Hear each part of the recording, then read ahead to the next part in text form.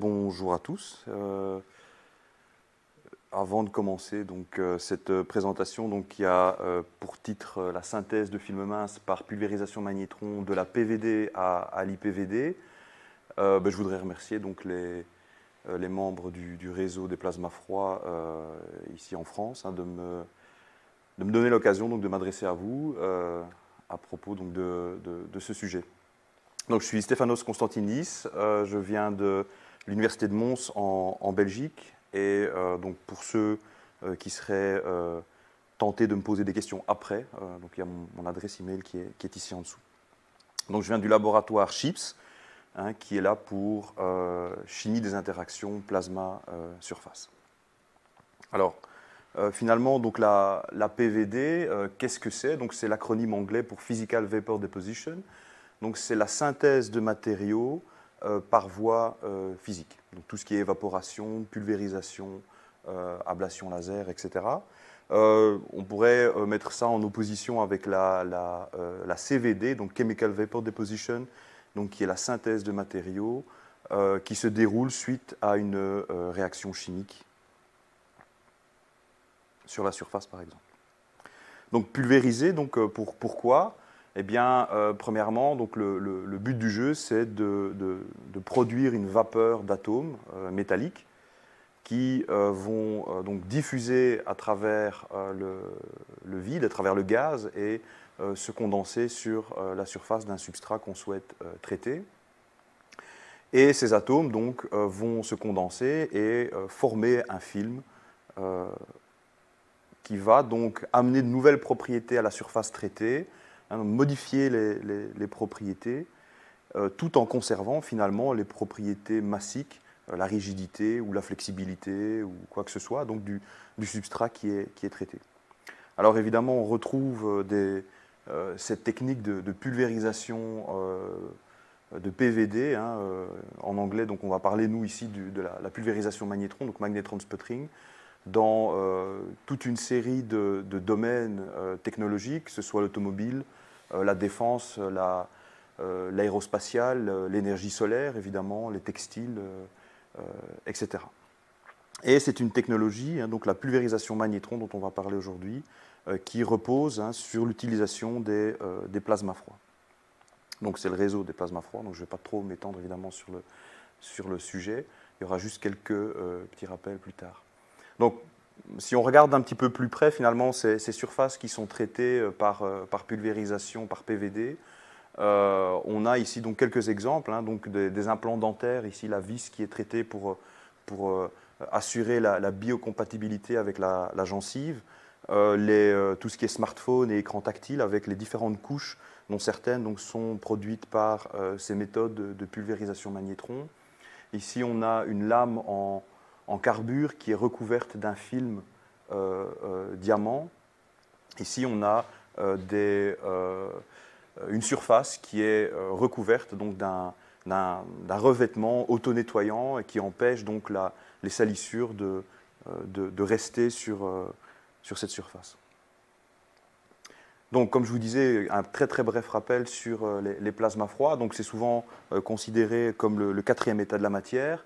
Donc c'est un gaz qui est caractérisé par, dans notre cas, un faible taux d'ionisation. Donc on peut représenter par ici R, par exemple, qui est donc la densité du nombre d'ions divisé par la densité totale, ion plus neutre, N0. Donc typiquement, dans les plasmas froids qu'on utilise, on a des valeurs qui sont relativement faibles. Et on a donc dans ce plasma, finalement, on peut voir un peu comme un mélange d'électrons, d'ions, qui peuvent être soit positifs, donc les ions Ar+, d'argon, O-, et des neutres. Donc il y a énormément de neutres, et ce sont eux finalement qui vont donner la température du gaz, d'où le nom plasma froid. Les T0, la température du gaz, la température des neutres, est finalement très très faible par rapport à la température des ions, qui est encore plus faible que la température des électrons. Et ça, c'est vraiment une caractéristique très importante, puisque ce sont les électrons, finalement, qui sont les vecteurs d'énergie dans le plasma. C'est eux qui vont initier les réactions d'ionisation, de dissociation, qui sont très importantes, justement, pour nous. Donc, l'avantage, évidemment, c'est qu'on est à des températures basses, plasma froid, Donc pour tout ce qui est traitement de matériaux, évidemment, ben, c'est un avantage puisqu'on va éviter d'endommager les matériaux qui sont traités. Donc, au niveau de l'amorçage de la décharge électrique du plasma, donc on a deux électrodes qui sont placées dans un gaz à pression réduite. Donc ici, on a repris l'exemple d'un gaz d'argon.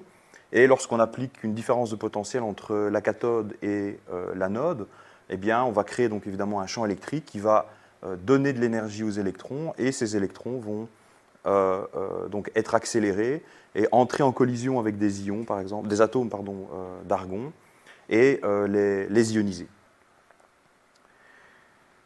Oui, je vais un tout petit peu trop vite.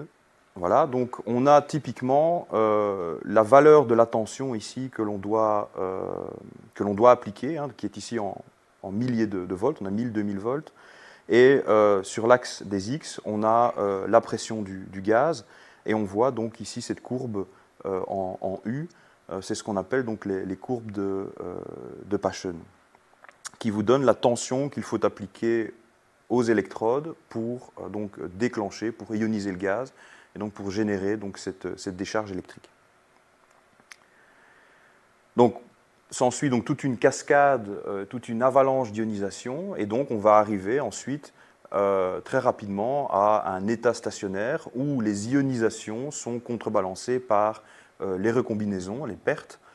Et lorsqu'on est arrivé à cet état stationnaire, les potentiels sont établis, que ce soit au sein du gaz, donc on a un potentiel qui est pris par le plasma qu'on va appeler le potentiel plasma, et on a les potentiels des murs. Si le mur n'est pas connecté à la masse, on va prendre, donc s'il est isolé de la Terre, ce sera ce qu'on appelle le potentiel flottant. Et puis évidemment, de l'autre côté, on a finalement la partie qui nous intéresse beaucoup, c'est la cathode, qui est polarisée négativement. Donc ici, on a pris moins 1 kV, et donc on a une chute de potentiel assez importante à ce niveau-là, entre le plasma et donc la surface de la cathode. Alors c'est important parce que justement donc les ions positifs du plasma qui se promènent dans le milieu risquent d'être accélérés, hein. Ils arrivent à la lisière de ce qu'on appelle la gaine, hein. Donc c'est une zone dans laquelle finalement l'électroneutralité n'est pas conservée, et à la lisière de cette gaine où apparaît le champ électrique dû à la polarisation de la cathode, eh bien, donc les ions vont être accélérés avec une énergie cinétique donc, qui sera proportionnelle à la tension de décharge et évidemment à la charge de l'ion. Donc pour AR+, dans ce cas-ci, ce sera environ 1000 électronvolts. Donc c'est une énergie qui est vraiment considérable. Hein, si on regarde l'énergie de cohésion des atomes dans un matériau, c'est de l'ordre de quelques... Donc c'est une énergie qui est très très importante par rapport à l'énergie de cohésion des atomes au sein du matériau. Donc c'est vraiment le phénomène qui est important pour nous. Donc on va avoir une particule de très haute énergie qui va venir interagir avec la surface de la cathode. Et si cette cathode est recouverte d'un disque métallique, eh bien on va pouvoir pulvériser suite à une cascade de collisions. Donc c'est un échange de quantité de mouvement qui se produit sous la surface. Hein, donc c'est les premières couches atomiques. On a un échange de quantité de mouvement qui va, si on a de la chance, je veux dire, permettre l'éjection d'un ou plusieurs atomes. Donc il va y avoir ce qu'on appelle un rendement de pulvérisation. Hein, donc c'est ici donc sputtered atoms. C'est donc les atomes qui sont pulvérisés, qui sont émis de la surface et qui vont donc permettre de générer cette vapeur d'atomes métalliques qui vont ensuite donc se diffuser à travers le plasma et éventuellement venir interagir avec les surfaces. Il y a d'autres phénomènes qui sont importants, c'est l'émission d'électrons, ce qu'on appelle les électrons secondaires, qui sont très très importants parce qu'eux vont être accélérés vers le plasma. Donc il y a le champ électrique qui va finalement les accélérer dans l'autre sens, hein, par rapport aux ions positifs évidemment, et donc ces électrons vont rentrer dans le gaz avec une énergie très très importante, de l'ordre de la tension de Gaine, et ces électrons vont générer les ionisations qui sont nécessaires au maintien de la décharge électrique. Et puis ici, il ne faut pas oublier non plus l'émission de photons, donc on a des ions qui bombardent de manière quand même intensive cette cible, et il va y avoir des échauffements, on en reparlera vers la fin du séminaire.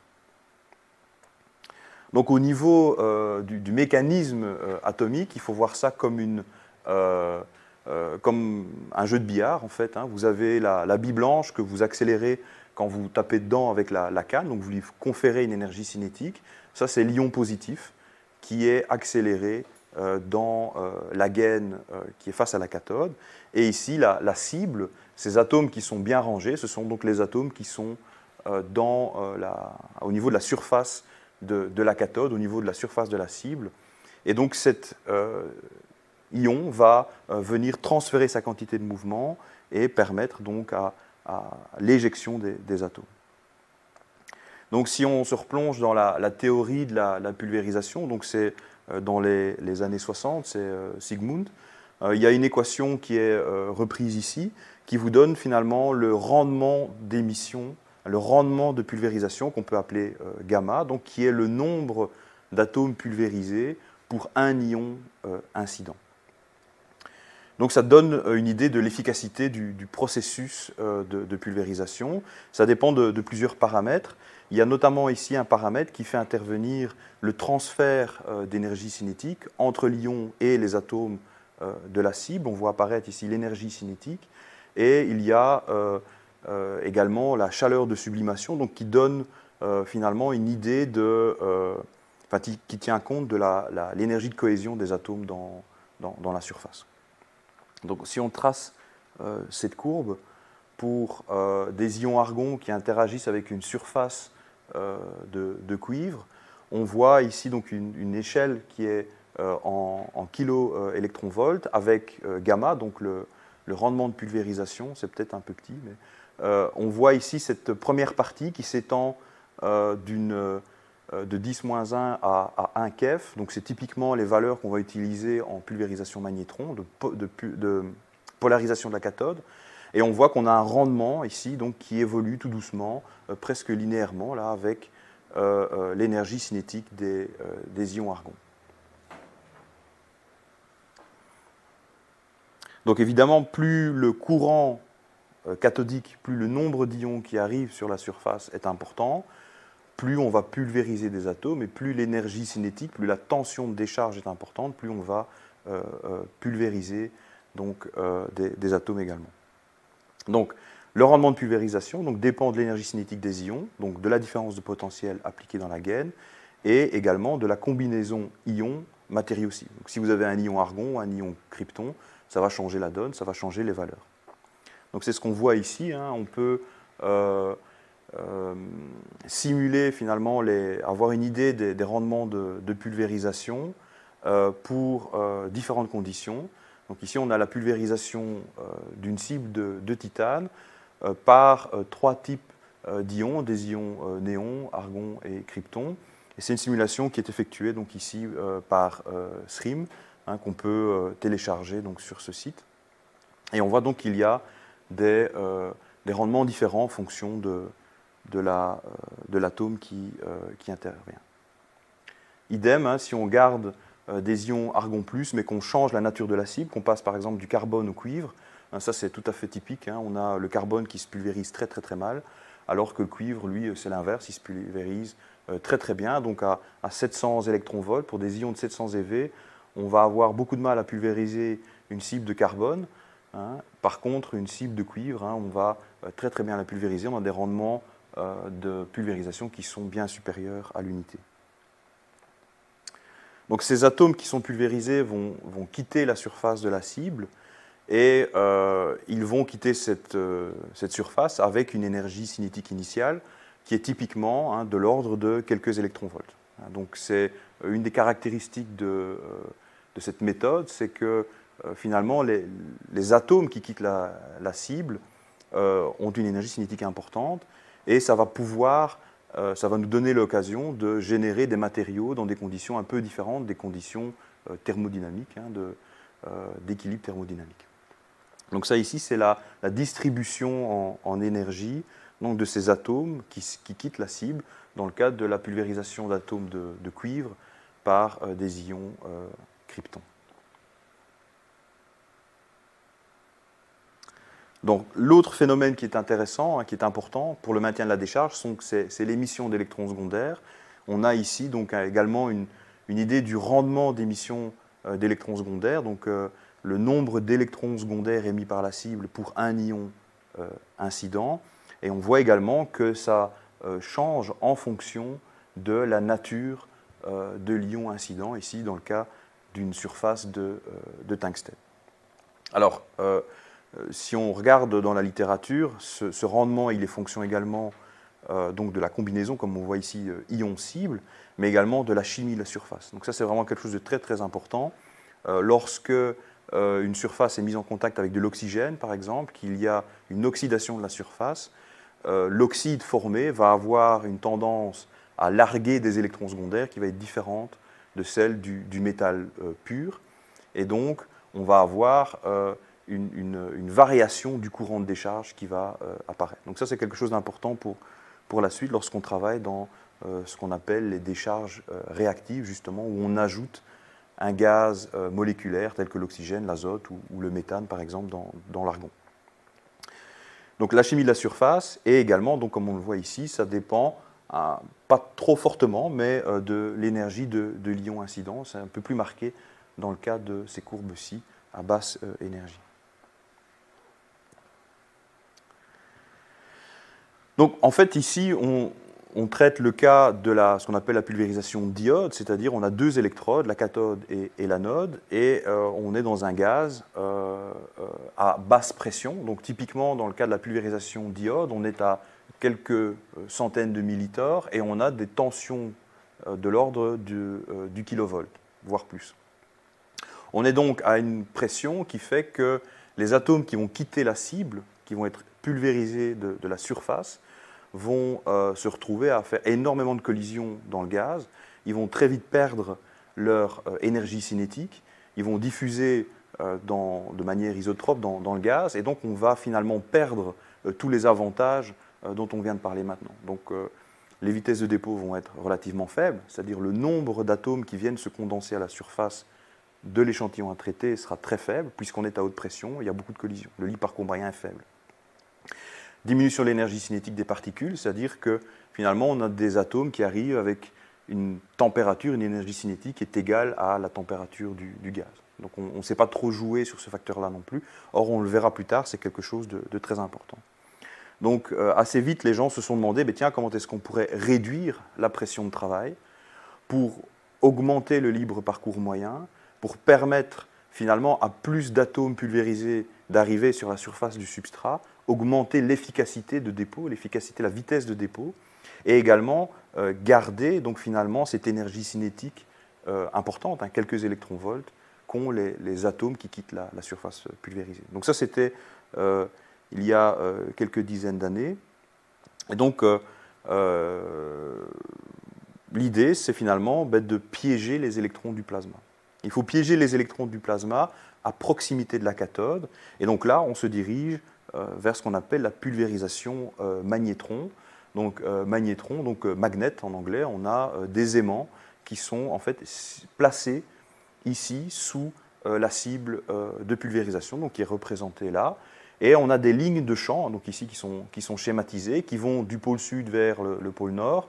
On a un aimant central et une couronne d'aimants qui est périphérique, et donc les lignes de champ viennent se boucler sur le centre de la cible de pulvérisation, et donc les électrons vont être piégés au niveau de ces lignes de champ, donc par la force de Lorentz. Et donc on va émettre donc évidemment les atomes de la surface de cette cible de pulvérisation. Un paramètre important, évidemment, c'est le refroidissement des aimants pour éviter qu'on atteigne le point de Curie et donc annuler donc, cet effet d'aimantation. Donc il faut toujours refroidir la cathode de pulvérisation. On voit ici donc une représentation, une mesure des valeurs de champ en Gauss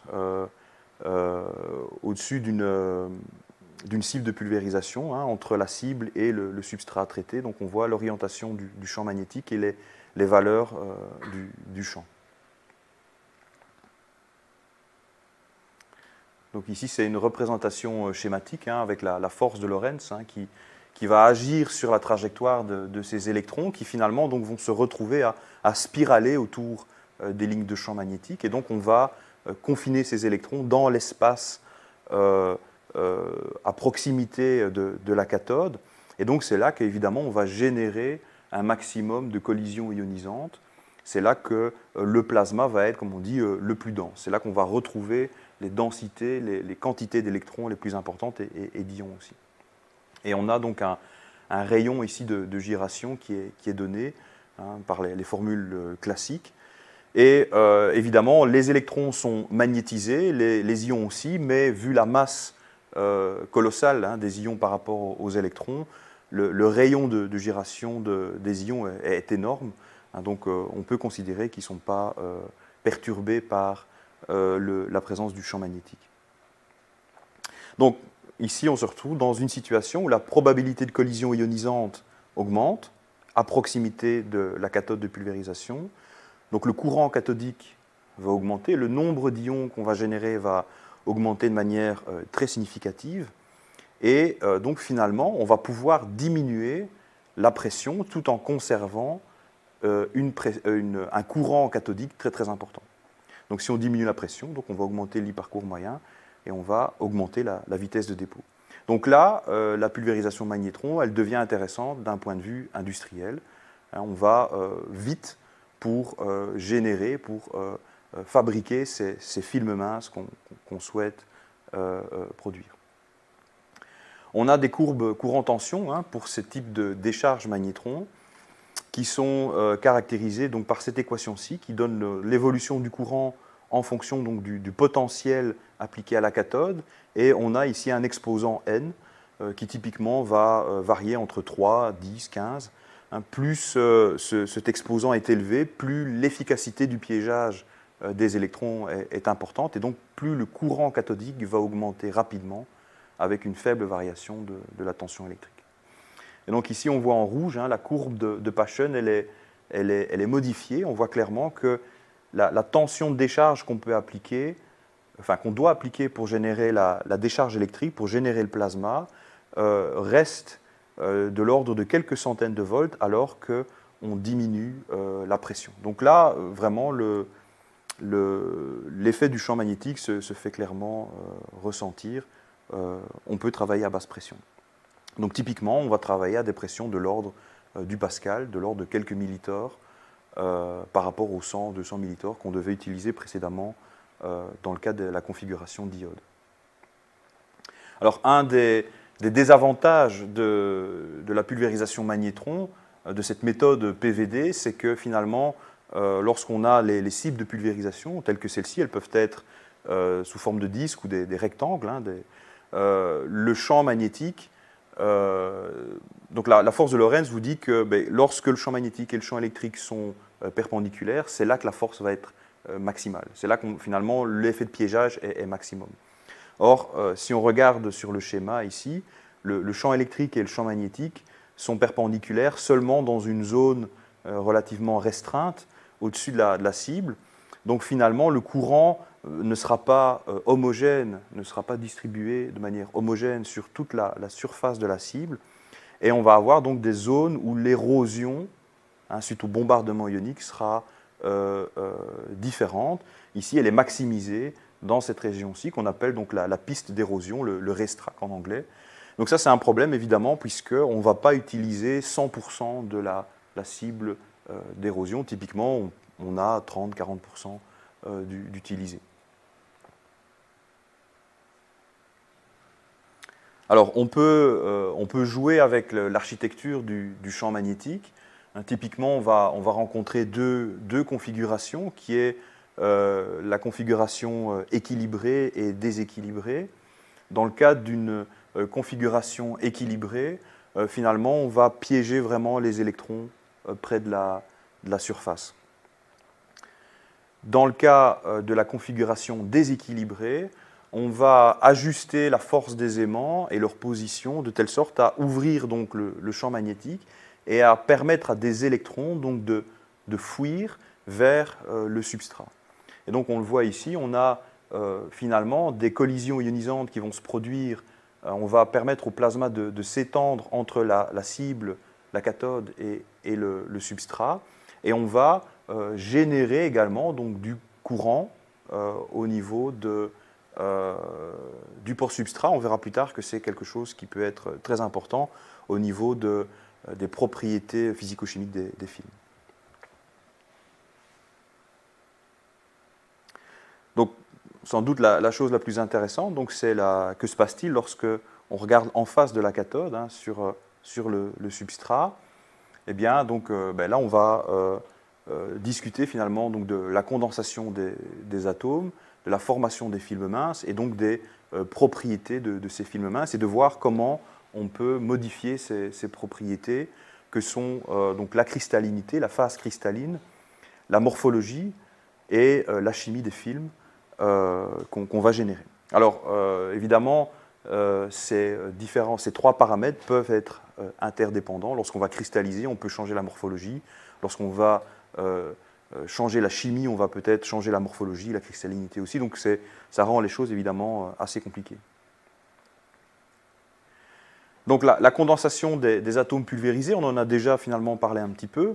Ces atomes sont pulvérisés, sont émis par la surface de cette cible métallique. Ici, on a un rendement de pulvérisation qui est de 1. Donc, on a un ion qui produit un atome éjecté en vert.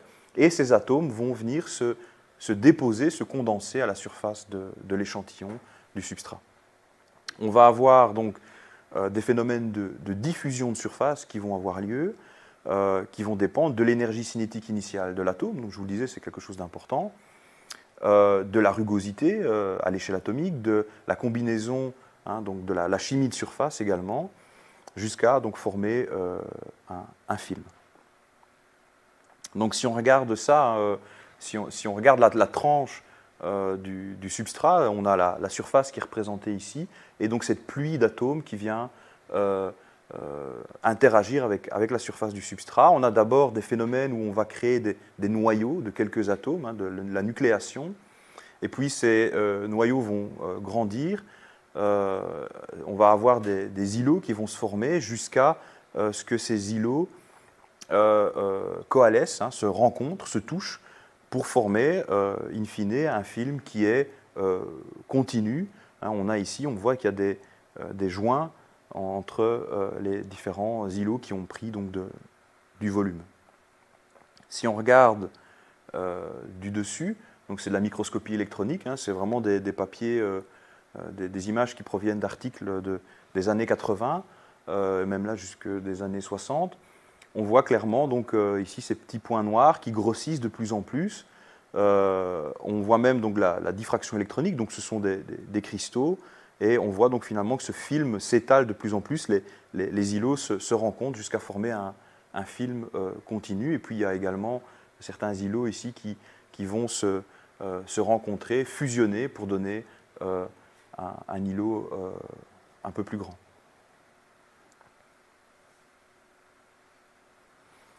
Donc la pulvérisation magnétron pour la science des matériaux, comme je vous le disais, on peut contrôler hein, donc les propriétés des films, cristallinité, la microstructure, la chimie du matériau. On peut obtenir des structures métastables de par le fait que, par exemple, les atomes arrivent avec des énergies assez importantes de plusieurs électronvolts.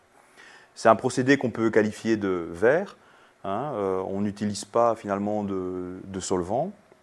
C'est un procédé à basse température donc, qui permet de traiter des matériaux sensibles à la température, justement.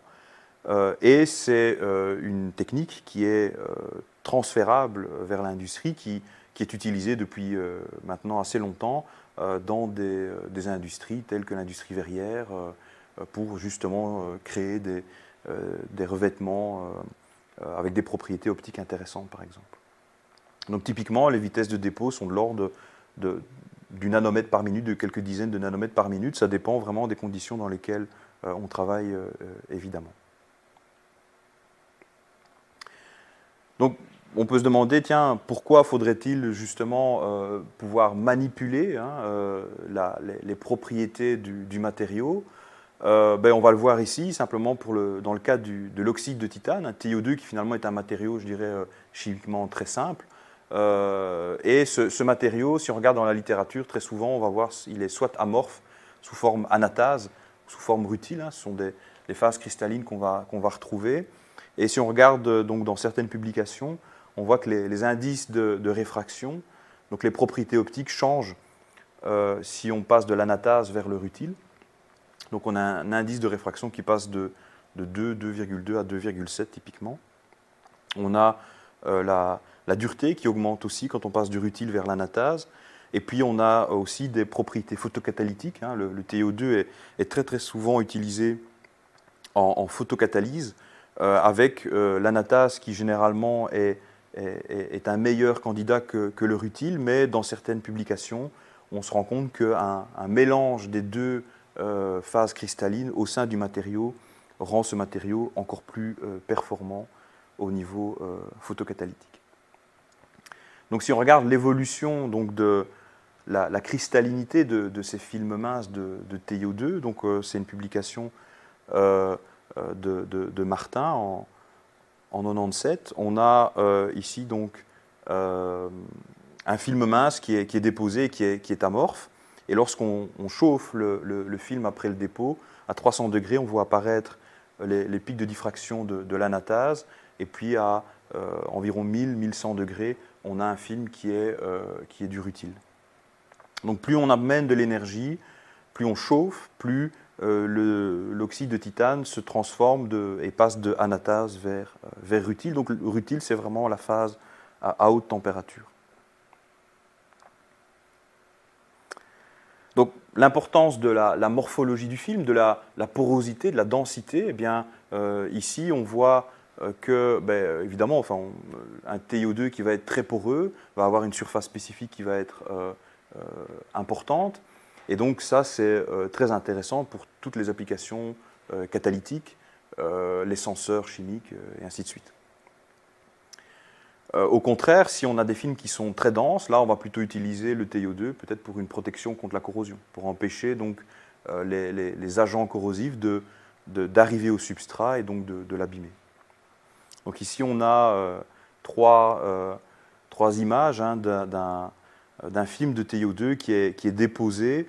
Donc on a déposé au laboratoire à Mons et on voit vraiment qu'on arrive à manipuler la microstructure en jouant sur les paramètres de dépôt. Donc c'est une technologie qu'on appelle GLAD, Glancing Angle Deposition.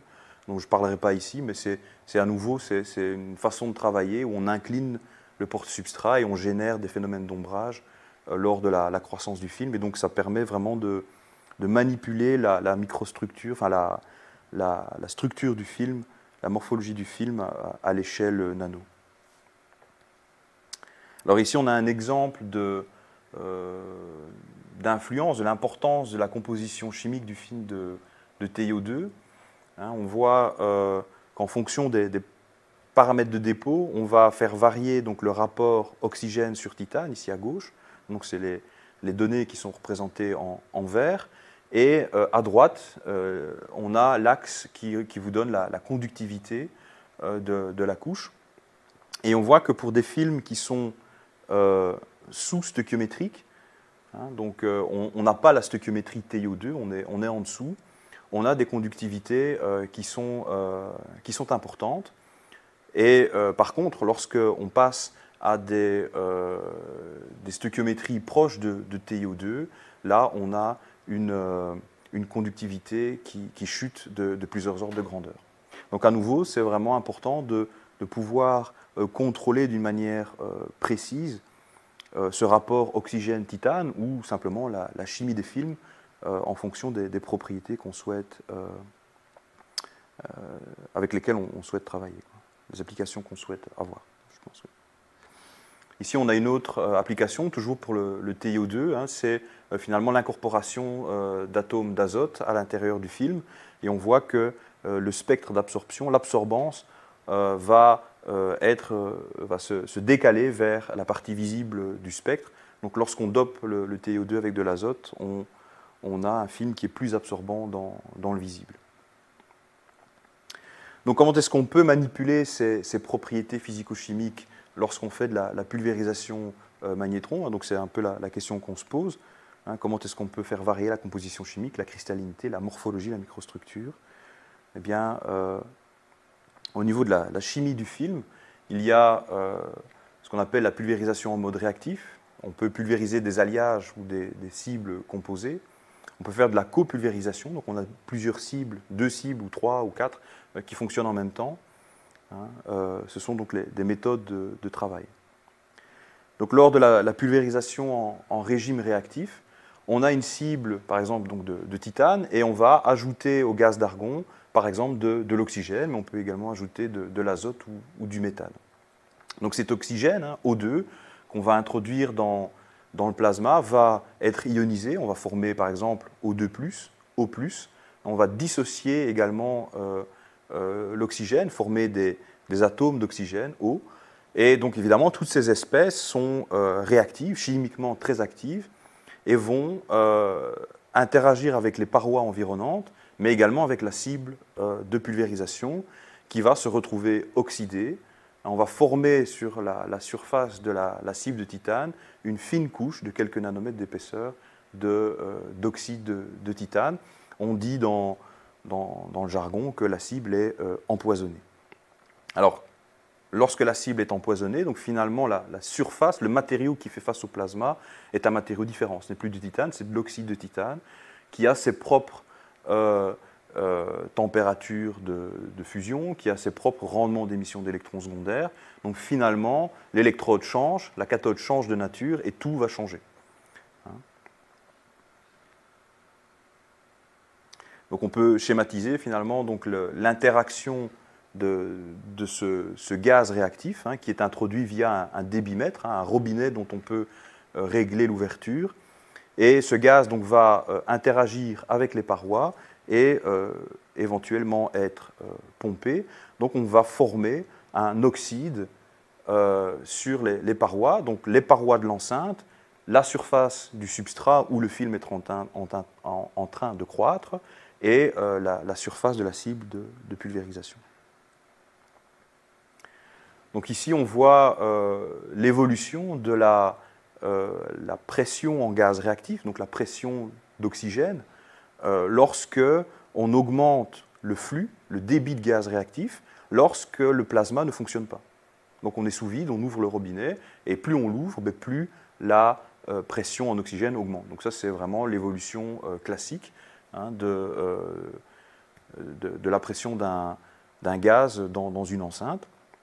Mais lorsque le plasma fonctionne, lorsqu'on est en train de pulvériser une cible métallique comme du titane, eh bien, on se rend compte que la pression partielle en oxygène n'évolue pratiquement pas.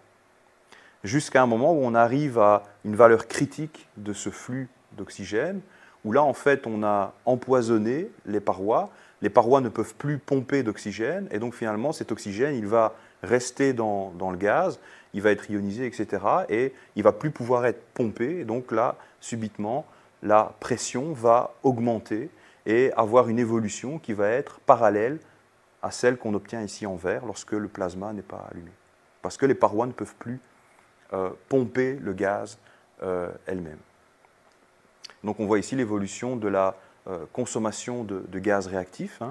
Elle augmente très fortement lorsqu'on pulvérise, et puis lorsqu'on sature finalement les parois, cette consommation n'est plus importante et elle diminue ici, et donc finalement la pression dans l'enceinte va augmenter. Et donc au niveau des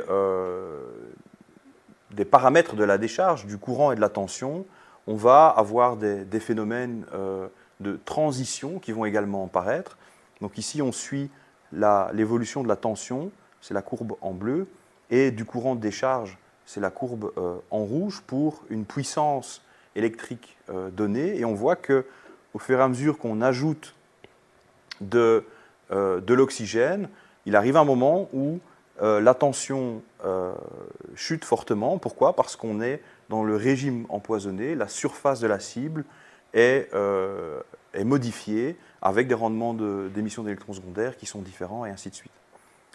Donc ici, si la tension chute, c'est parce qu'à puissance constante, le courant augmente, le matériau émet plus d'électrons secondaires, il y a plus d'ionisation, il y a plus de courant. Donc l'alimentation électrique, elle, va diminuer la tension d'accélération des électrons pour donc garder cette tension, cette puissance électrique constante. Lorsque on fait le chemin inverse, eh bien, donc lorsqu'on commence à diminuer le flux d'oxygène, on voit que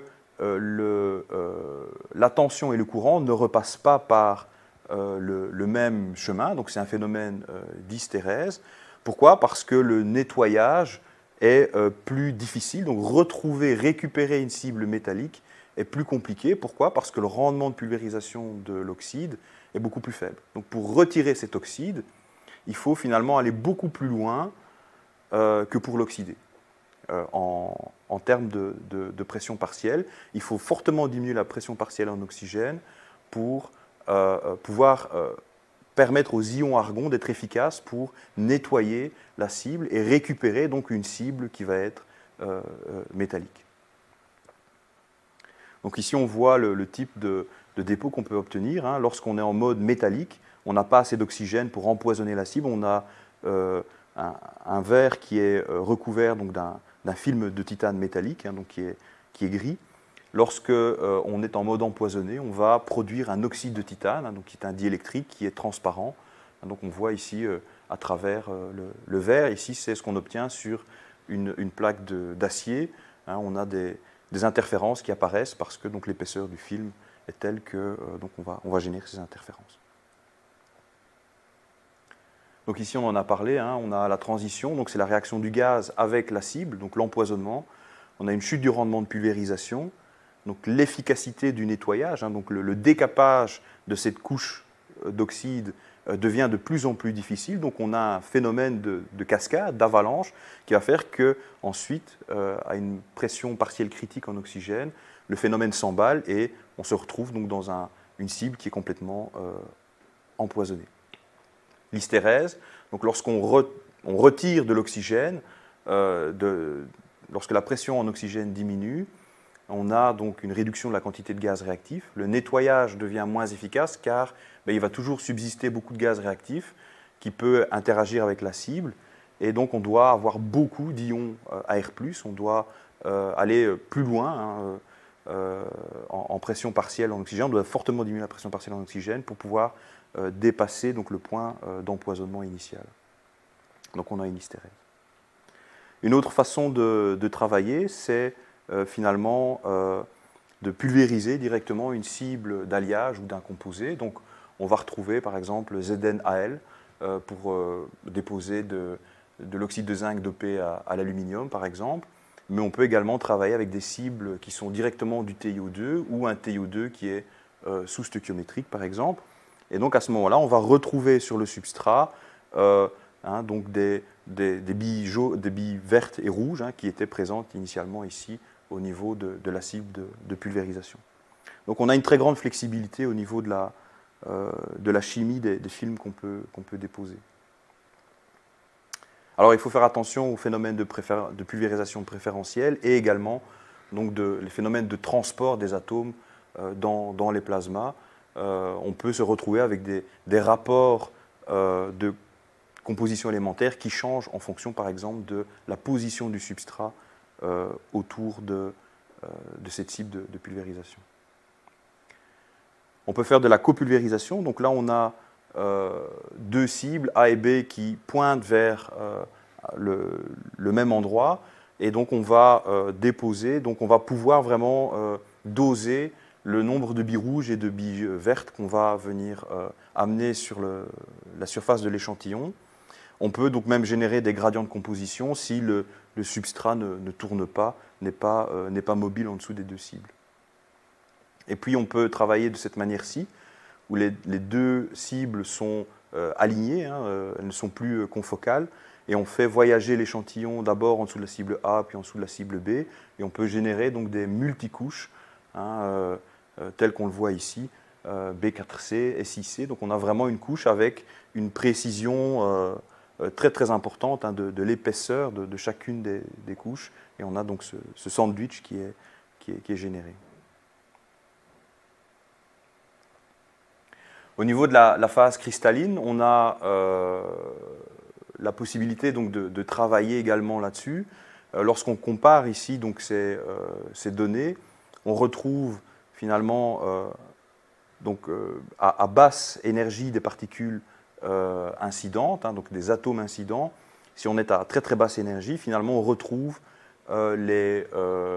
l'évolution de la phase cristalline qui passe de amorphe vers anatase vers rutile, qu'on a vu dans la publication de Martin qu'on a vu précédemment. Lorsqu'on augmente l'énergie cinétique des particules qui viennent se déposer, on voit que les températures auxquelles on passe d'une phase à l'autre vont diminuer.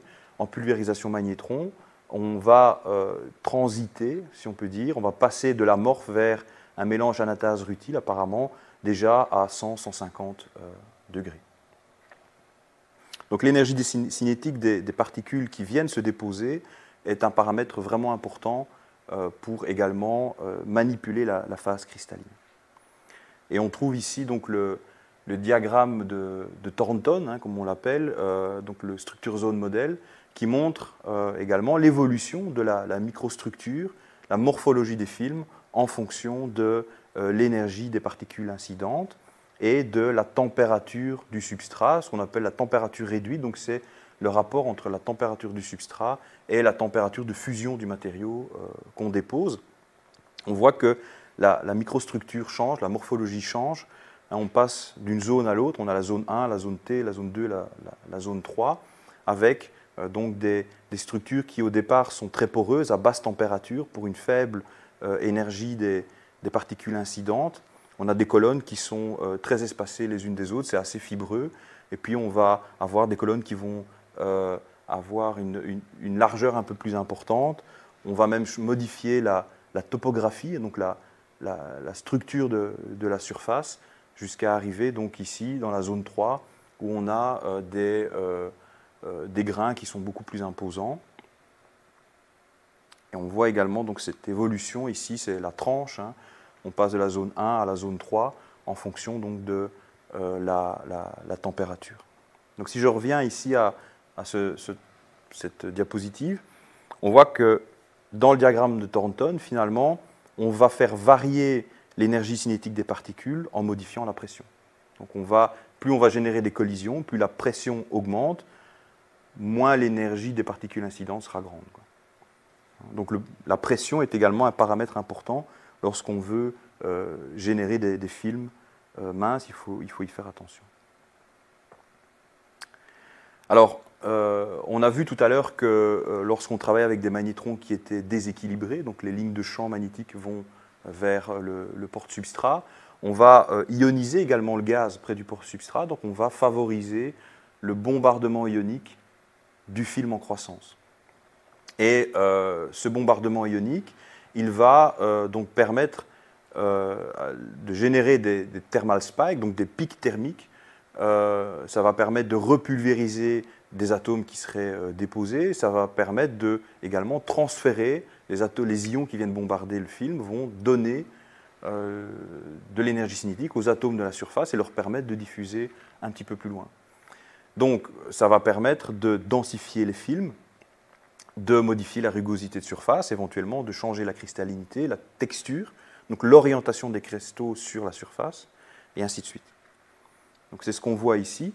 Hein, donc c'est une simulation. Hein, on voit ici un film qui est déposé uniquement avec des atomes neutres, et puis on voit que le film se densifie au fur et à mesure qu'on augmente la quantité des ions, enfin qu'on ajoute des ions au flux de dépôt, et qu'on augmente qu'on a des ions donc de 50 eV, pardon, et qu'on augmente la quantité d'ions qui participent au dépôt. Donc on a des films de plus en plus denses. Ici, on voit l'évolution donc du diffractogramme, hein, de rayons X. On a un pic qui est 1,1,1 qui est majoritaire, c'est le 1,1,1 pour le nitrure de tantale déposé sur de l'oxyde de silicium. Lorsque le rapport ion sur atome de tantale est faible, et plus on va bombarder le film, plus ce rapport va augmenter, plus on va changer l'orientation des cristaux. On a après le pic majoritaire qui est le pic qui correspond donc au plan 0,02. Donc on voit qu'il y a énormément de boutons sur lesquels on peut appuyer lorsqu'on fait de la pulvérisation magnétron pour contrôler donc ces propriétés qui sont importantes, la cristallinité, la morphologie et la chimie. Alors oui, mais, donc madame n'est pas contente, on se rend compte que dans certains cas, lorsqu'on est dans le cas donc, de pulvérisation magnétron en régime, en courant continu, on va incorporer des ions argon dans les films, et ça risque d'augmenter les contraintes mécaniques au niveau de ces films. Ça va éventuellement diminuer la conductivité électrique, et donc évidemment, ça va modifier aussi la microstructure. Parfois, c'est ce qu'on souhaite. Et puis, les films, finalement, ils ne vont pas épouser des surfaces complexes. Alors ça, c'était un problème au niveau de la microélectronique. Au niveau de la microélectronique, on voulait remplir des tranchées. À ce niveau-là, la pulvérisation magnétron n'était pas performante. Donc, les gens se sont dit, tiens, on va ioniser les atomes métalliques, les atomes pulvérisés, on va les ioniser. Et donc, finalement, on va passer de la PVD vers ce qu'on appelle l'IPVD, donc le I pour Ionized. Donc, c'est Ionized Physical Vapor Deposition. Donc, on va avoir un dépôt de vapeur métallique, mais qui est ionisé. Donc, ça, c'est le but du jeu.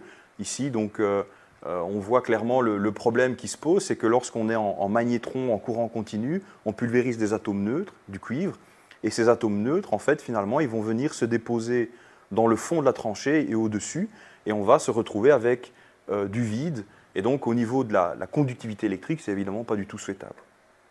Et puis on voit les résultats donc, du premier papier de Kuznetsov et de ses collaborateurs, où on voit dans ce cas-ci donc une tranchée qui est bien remplie lorsqu'on ionise les ions de cuivre.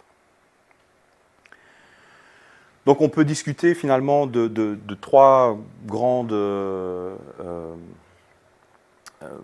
trois thèmes ici. Donc c'est les mécanismes d'ionisation de la vapeur, les premiers résultats qui étaient les magnétrons assistés par un plasma secondaire induit, ICP, et les décharges IPIMS qui maintenant, depuis donc plusieurs années, sont fortement étudiées. Donc quand on regarde ces équations, on voit que l'ionisation, finalement, elle peut, de la vapeur métallique, des atomes métalliques, elle peut se produire typiquement par deux voies. Il y a l'impact électronique, un électron donc, entre en collision avec un atome métallique et va l'ioniser. Et puis il y a ce qu'on appelle l'ionisation de Penning, donc c'est un atome d'argon qui est métastable, donc qui est bloqué dans un état métastable pendant un temps relativement long à l'échelle atomique, et qui va entrer en collision avec un atome métallique dont le potentiel d'ionisation est inférieur à l'énergie du niveau métastable, et on va donc générer un ion métallique de cette manière-là, donc c'est ce qu'on appelle l'ionisation de Penning. Donc si on combine ces deux voies, on va arriver à une densité d'atomes métalliques donnée qui va être diminuée par tout ce qui est perte par diffusion, par exemple. Donc on peut aller un petit peu plus loin et travailler encore les équations, mais typiquement ce qu'on voit dans les simulations, c'est que pour des densités électroniques élevées, c'est évidemment l'impact électronique qui va prendre le pas sur l'ionisation Penning. En fait, donc, ce qu'il faut, c'est il nous faut beaucoup d'électrons chauds, qui aient beaucoup d'énergie pour ioniser donc, cette vapeur métallique. Donc comment est-ce qu'on donne de l'énergie aux électrons? C'est via le champ électrique.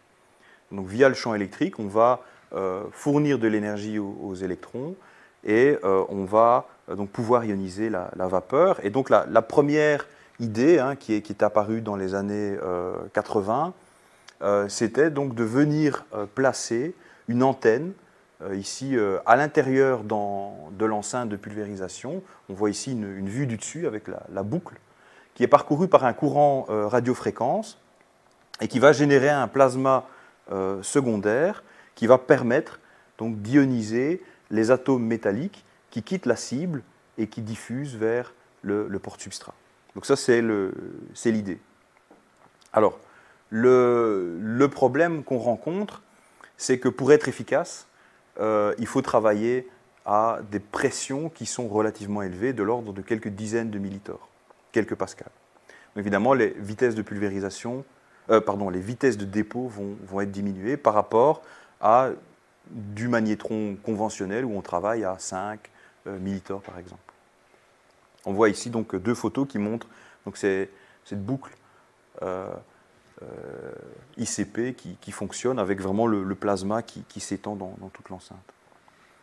Et ici donc deux spectres d'émission qui montrent le triplet du titane neutre et une raie qui provient du titane ionisé.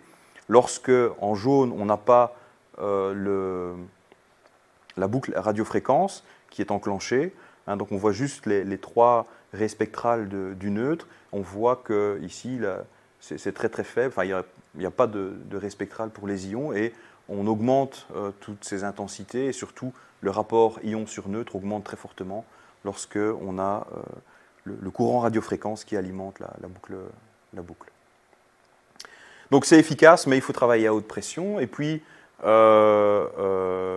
LPGP à Orsay, ils ont montré, via des mesures, en analysant les films déposés, qu'il y avait une pollution, il y avait des atomes de fer, donc ils avaient une boucle qui était faite en fer, enfin qui contenait du fer, je pense que c'est de l'inox, et on retrouvait donc des atomes de fer dans les films déposés. Donc il y a une pollution qui apparaît, et donc ça ne va pas, madame n'est toujours pas contente.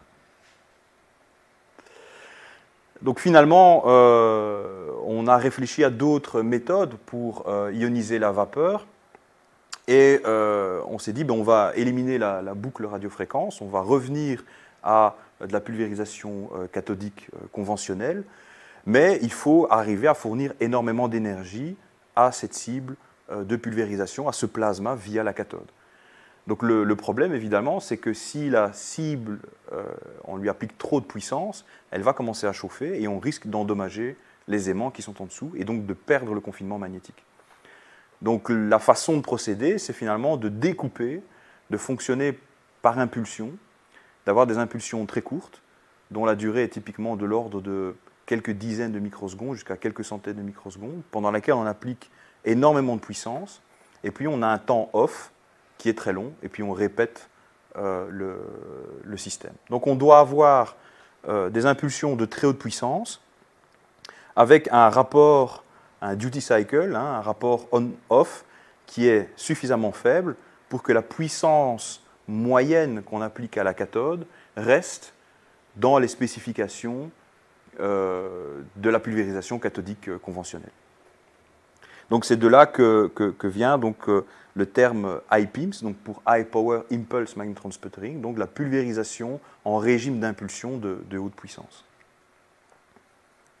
Donc si on regarde, c'est très très basique ici comme schéma, mais on a un générateur de courant continu qui va charger des condensateurs, et à une fréquence donnée, on va donc fermer le circuit électrique et on va délivrer toute l'énergie au plasma, et donc à une fréquence F donnée. On a ici des courbes courant-tension, donc la tension en bleu, on monte jusqu'à des tensions de l'ordre de 600, 700, 800, parfois même plus, 1000 volts, et on a un courant qui évolue de manière très très rapide, on a un plasma qui est très dynamique, et dans ce cas-ci, en 20 microsecondes, on atteint un courant de l'ordre de 160 ampères, donc qu'on peut comparer à ce qu'on obtiendrait avec la même décharge électrique en courant DC. On aurait une tension de l'ordre de 350 volts peut-être, et un courant de l'ordre de 1 ampère. Donc on voit que le courant de décharge augmente de pratiquement 2 ordres de grandeur, on ionise énormément le plasma, et on le verra plus tard, on ionise beaucoup la vapeur métallique. Donc il y a plusieurs types de générateurs actuellement sur le marché et qui proposent donc des durées d'impulsion qui vont typiquement de l'ordre de quelques microsecondes à quelques centaines de microsecondes. Hein, et typiquement on va retrouver des taux d'ionisation supérieurs à 50% pour le titane. Donc ici on retrouve des données qu'on avait publiées il y a un peu plus de 10 ans maintenant, avec l'évolution donc du courant. Donc là on a retourné le courant ici donc augmente vers le bas, et en fonction de la durée d'impulsion. Et on voit que ici, en spectroscopie d'absorption, lorsqu'on fait des mesures du taux d'ionisation, donc le rapport ion sur population totale, neutre et ion, on voit que plus la durée d'impulsion augmente, plus on va ioniser la vapeur métallique jusqu'à arriver à des valeurs de environ 80% pour le titane, hein, avec des valeurs par contre qui sont très faibles dans le cas du magnétron en régime continu, où on applique cette tension électrique faible en continu.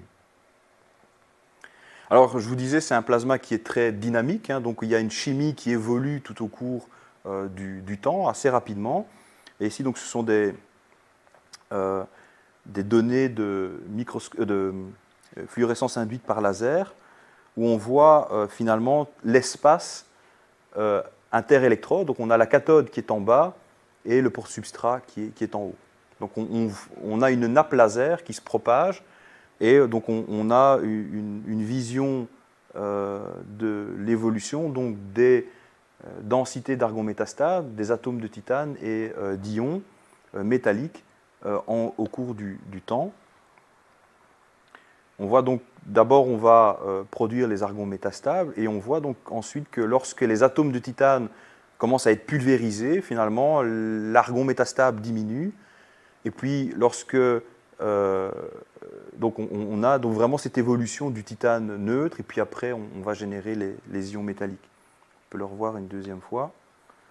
Donc là on est dans l'impulsion, les atomes neutres de titane, les ions qui arrivent, et puis là on est dans le temps off. On a donc cette bouffée, cette vapeur d'atomes qui diffuse vers le substrat. Donc ça illustre donc cette dynamique de la décharge IPIMS. Et donc au niveau des substrats, hein, des films qu'on va générer, on voit ici un dépôt de films qui est fait sur des surfaces qui sont perpendiculaires par rapport à la cathode. Donc la cathode est ici, et on a la surface ici du silicium qui est perpendiculaire. On voit qu'en polarisant donc moins 50 volts, cette surface, bien, on arrive à avoir un film qui est bien dense et dont les colonnes qu'on peut apercevoir sont perpendiculaires à la surface ici du substrat, alors que dans le cas du magnétron DC, on a des colonnes qui sont inclinées, hein, et on a un film qui est plus poreux. Et donc là, ici, on retrouve hein, donc ce résultat du papier de Kuznetsov.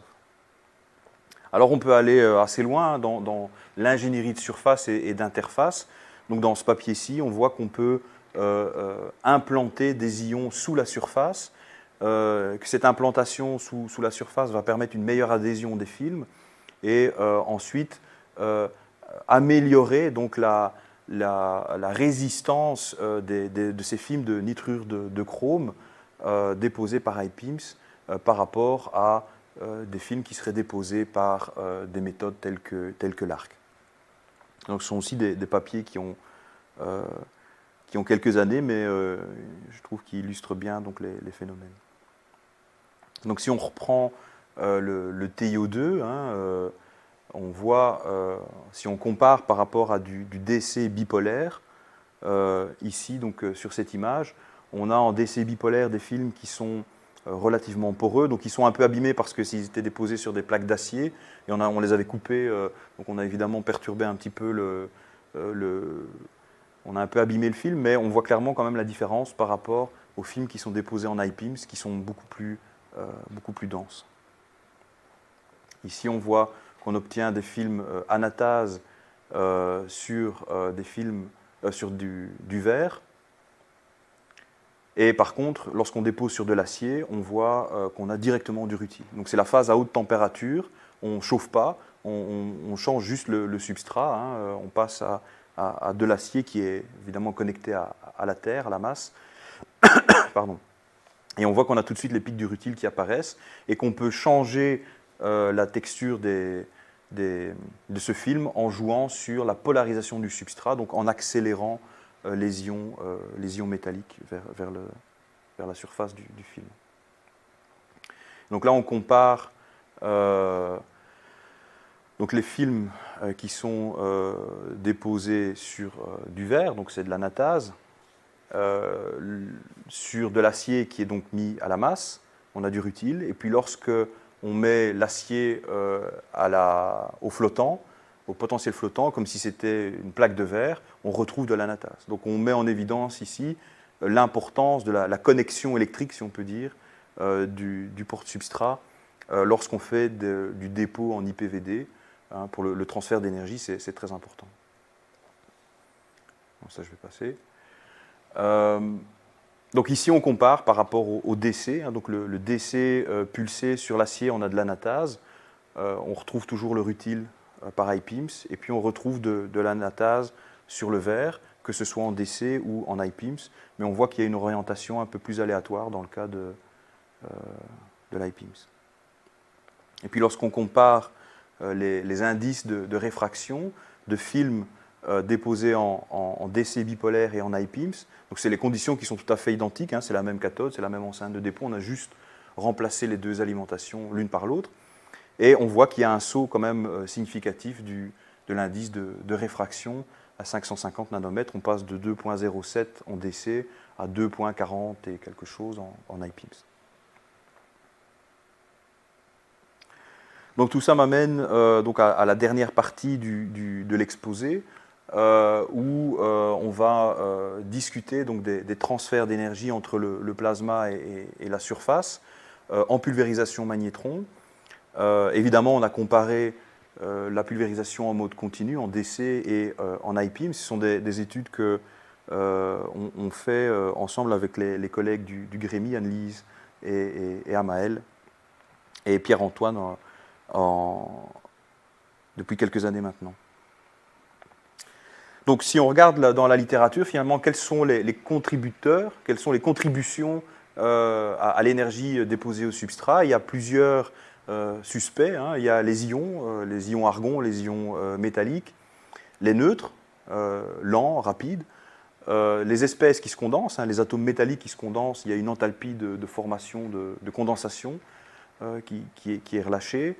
Les réactions chimiques, à chaque fois qu'on forme un lien métal-oxygène, il y a une enthalpie importante qui peut être relâchée, comme par exemple dans le cas de l'aluminium ou du titane. Les atomes métastables peuvent peut-être aussi amener de l'énergie, les photons et les électrons. Alors, il y a plusieurs méthodes hein, pour mesurer donc, cette énergie, ce flux d'énergie qui est déversé par le plasma au niveau du substrat. Et donc, on peut utiliser donc, les sondes à base de thermopiles qui ont été mises au point au GREMI. Donc, dans la littérature, si on regarde les valeurs typiques qu'on retrouve en densité d'énergie, hein, en densité de puissance, on a typiquement entre 1 et 100 milliwatts par centimètre carré. Et si on normalise ces valeurs par la vitesse de dépôt, donc on a le Normalized Energy Flux, donc on divise par le nombre d'atomes déposés par unité de temps, on a des valeurs typiques de 10 à 100 eV par atome déposé. Et on voit que ces valeurs peuvent augmenter de manière colossale lorsqu'on est en régime réactif, donc à nouveau quand on ajoute ce gaz moléculaire à l'argon. Hein, au niveau de cette référence, on a des valeurs qui sont de l'ordre de plusieurs kiloélectronvolts par atome déposé. Donc si on regarde le signal typique qu'on obtient avec ces piles, ces sondes d'énergie, ces flux-mètres, on a ici donc l'énergie hein, en milliwatts par centimètre carré en fonction du temps. Hein, donc il y a une résolution temporelle qui est quand même bonne. une sensibilité qui est de l'ordre du milliwatt par centimètre carré. Et on voit finalement qu'il y a deux grandes zones au niveau de ce signal. Il y a premièrement représenté par les flèches vertes, dès qu'on allume le plasma ou qu'on l'éteint, il y a une contribution qui apparaît, qui est donc cette contribution rapide, c'est le plasma qui amène, via le bombardement ionique, via la condensation, etc., de l'énergie. Et puis on voit qu'il y a un deuxième régime qui apparaît, si on peut dire. Il y a une espèce de dérive du signal au cours du temps, donc qui est beaucoup plus lente et qui est induite par les processus lents, qui sont les photons, les radiations émises par un corps qui chauffe donc lentement au fur et à mesure, hein, pendant qu'on applique la puissance à la cathode. Et donc ça, c'est la cible qui chauffe, hein, qui est bombardée par les ions du plasma. Et donc dès qu'on arrête le plasma, eh bien, la cible se refroidit et donc cette contribution diminue doucement, lentement, avec le temps. Alors, on n'a pas pu s'empêcher évidemment de comparer les décharges continues aux décharges IPIMS. Alors il faut préciser qu'on est dans le cas de magnétrons bien équilibrés, c'est-à-dire que le plasma est bien confiné à la surface de la cathode. Et donc là, c'est le même signal que celui qu'on a vu au transparent précédent. Et là, on a le signal qu'on obtient avec l'IPIMS. Et donc, chose très surprenante, c'est qu'on a cette dérive du signal qui est très, très, très importante. On a un phénomène d'échauffement qui est extrêmement prononcé. Et lorsqu'on va, dans le cas de l'IPIMS, donc lorsqu'on va analyser finalement ce signal, on va pouvoir remonter à la température de la cible. Et on voit que la température de la cible est supérieure, hein, est de l'ordre de 870 degrés dans le cas de l'IPIMS, ce qui est bien supérieur à la température de 330 degrés qu'on obtient dans le cas du magnétron en courant continu, dans les mêmes conditions de travail. Donc même puissance moyenne, même champ électrique, même champ magnétique, etc. Même puissance. Donc sur ce tableau-ci, on va voir comment la contribution plasma et la contribution infrarouge évoluent lorsqu'on va modifier les paramètres de décharge. Donc la première chose qu'on va faire, c'est travailler en courant continu et on va être dans un champ B, donc balanced en anglais, équilibré, et on augmente la puissance de 100 à 400 watts et on voit que la contribution plasma évolue, donc ces phénomènes rapides évoluent, hein, ils augmentent au fur et à mesure qu'on augmente la puissance. La contribution des infrarouges, donc la cible qui chauffe, augmente également, mais le rapport de ces deux contributions reste sensiblement identique, aux alentours d'une dizaine de %. Lorsqu'on permet au plasma de partir vers le substrat, donc on a un champ UB, donc c'est unbalanced, donc déséquilibré, donc rappelez-vous, c'est les lignes de champ qui sont ouvertes, hein. On laisse le plasma partir vers la sonde, vers le substrat, et on a là une forte augmentation de la contribution du plasma. On a pratiquement un facteur 10 d'augmentation, et donc la contribution des infrarouges est diminuée, hein, dans ce cas-ci. Et lorsqu'on regarde même puissance, mais 400 watts dans les deux cas, mais on passe en IPIMS équilibré, on a finalement les ions qui restent piégés ici, hein, on est dans un champ équilibré, qui restent piégés à la cible. Hein, on n'a pas une forte contribution du plasma vers le port substrat, une très forte contribution des infrarouges qui correspondent à 76%, 76% de la contribution. Donc c'est vraiment quelque chose de très très significatif. On voit également ici l'évolution donc du flux déposé lorsque on passe du mode métallique vers le mode oxydé, lorsqu'on augmente le flux d'oxygène. Et on voit par exemple ici une augmentation du flux qui est induite par le pompage, hein, la formation de l'oxyde métallique sur les surfaces, et donc notamment sur la surface de la sonde, avant donc de passer en mode oxydé, où là, l'énergie la densité de puissance va fortement chuter, à l'instar de la vitesse de dépôt.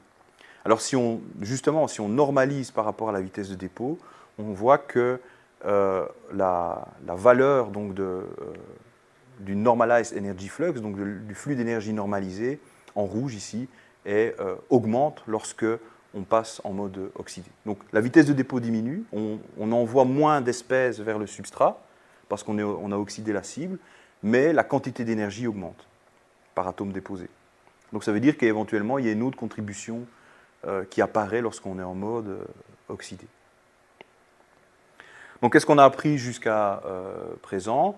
C'est que la cible chauffe à cause du bombardement ionique. Elle peut émettre des photons vers le substrat, hein, et ça peut être très très important, notamment dans le cas de l'IPIMS et des champs équilibrés. Donc corollaire, lorsque vous faites de l'IPIMS, il faut bien penser à l'architecture du champ magnétique. Hein, si on veut jouer, donc maximiser le flux d'ions vers la surface du substrat.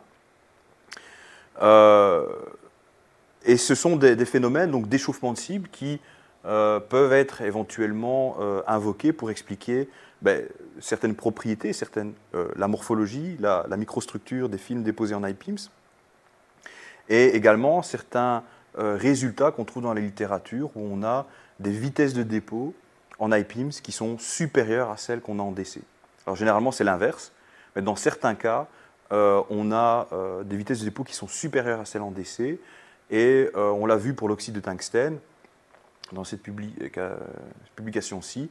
Apparemment, il y aurait une évaporation qui assisterait l'IPIMS, donc une forte émission d'atomes par des phénomènes thermiques. En mode empoisonné, donc le flux d'énergie normalisé augmente, mais le flux de dépôt diminue. Et donc on pense qu'on a le film qui est bombardé par des ions de très très haute énergie. Donc ce sont les oxygènes négatifs qui sortent, qui quittent la surface de la cible, qui est empoisonnée, hein, qui est un oxyde, et qui sont accélérés dans la gaine, hein, par le champ électrique.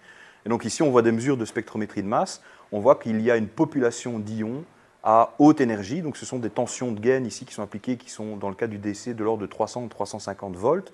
Et on a donc des ions ici qui apparaissent avec des énergies de 350 eV.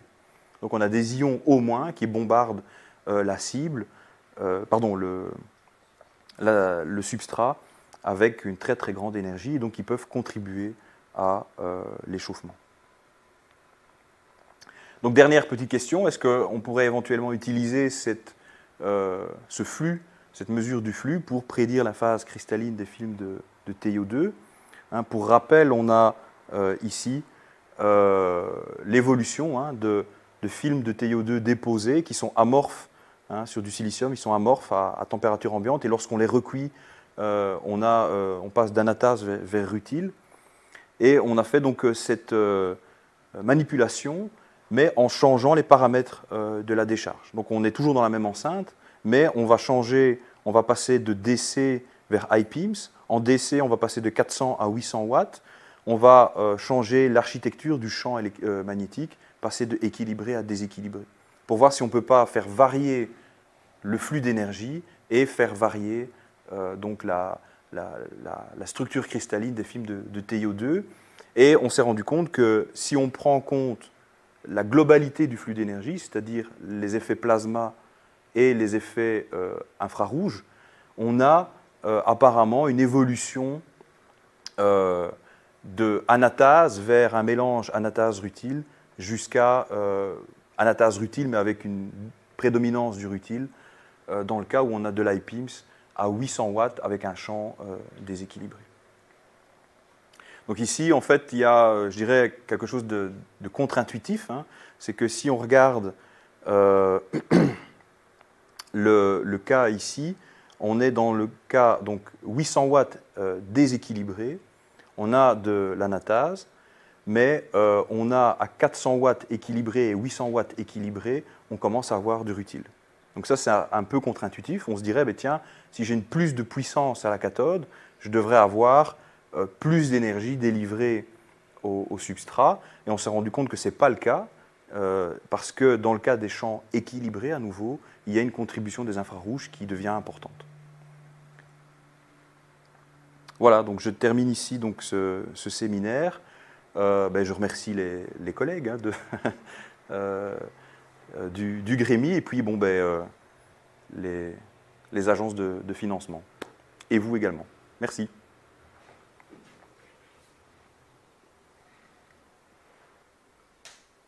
Les questions.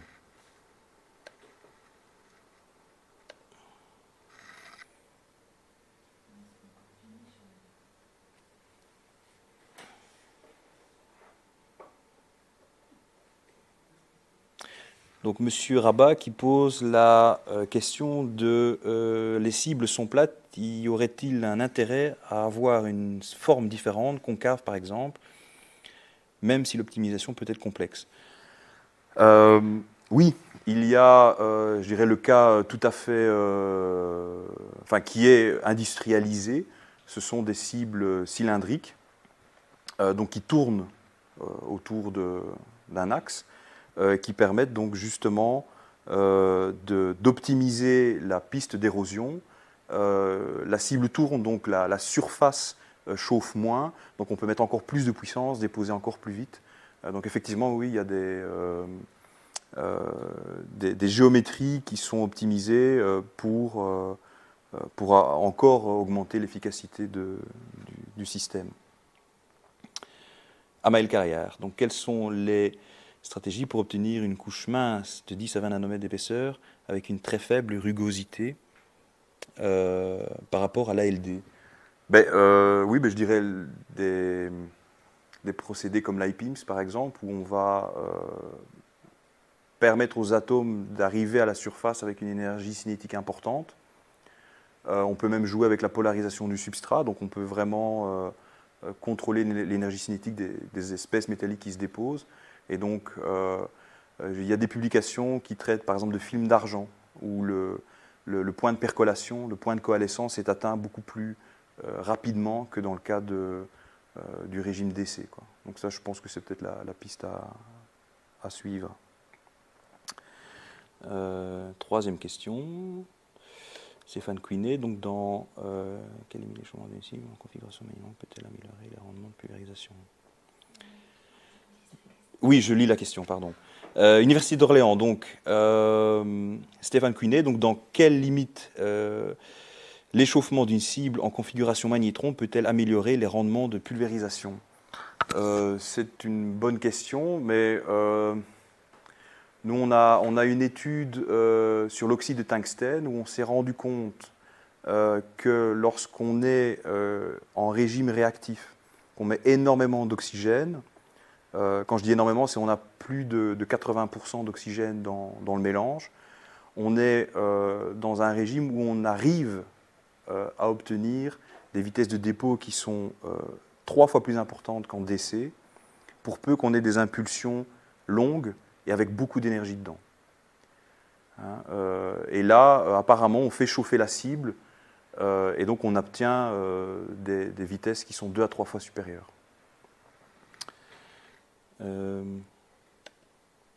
Autre question.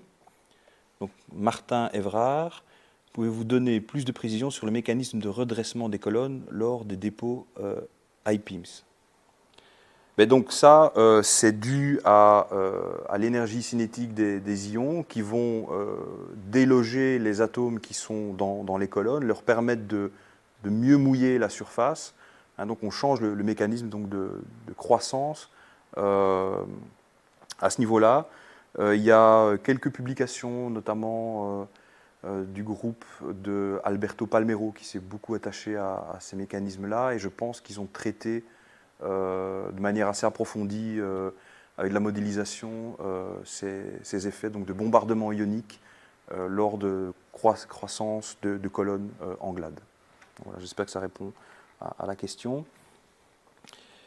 Et donc, Fadi Zoubian, quels sont les mécanismes derrière la variation de phase par rapport au substrat utilisé?